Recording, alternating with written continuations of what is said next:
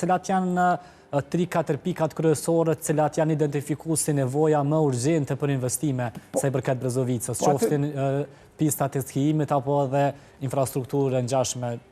Aty është mënyrë komplete, është para po rigjenerimi i kapaciteteve ekzistuese, duke me kthy sa më shpejt, mos me harxhu shumë kohë, me rikthy kapacitetet, do të thonë varësisht prej vlerësime, duhet vlerësime paraprake të bëhen, me i rikthy kapacitetet që kanë qenë dikur, që mund të rikthehen sa më shpejt. Për shembull, duke filluar nga investimin molik, ndoshta me rregullu aty deri diku kanë janë funksion kapacitet, po me rikthy.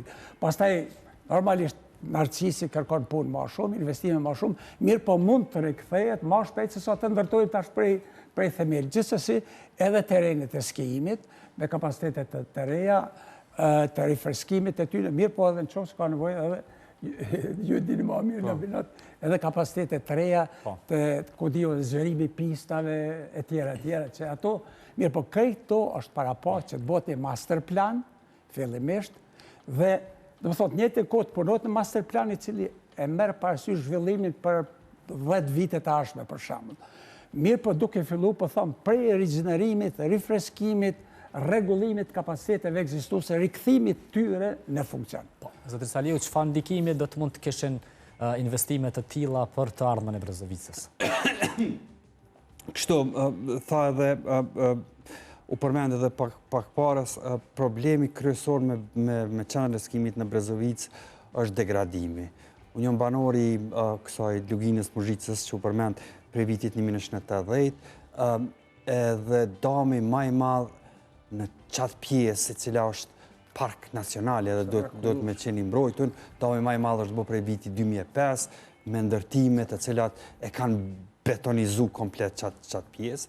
Kjo është problem shumë i madh sepse është një segment përveç bukurive natyrore e potencialit të resurseve natyrore që i ofron, është edhe qasje për qendër skijimit.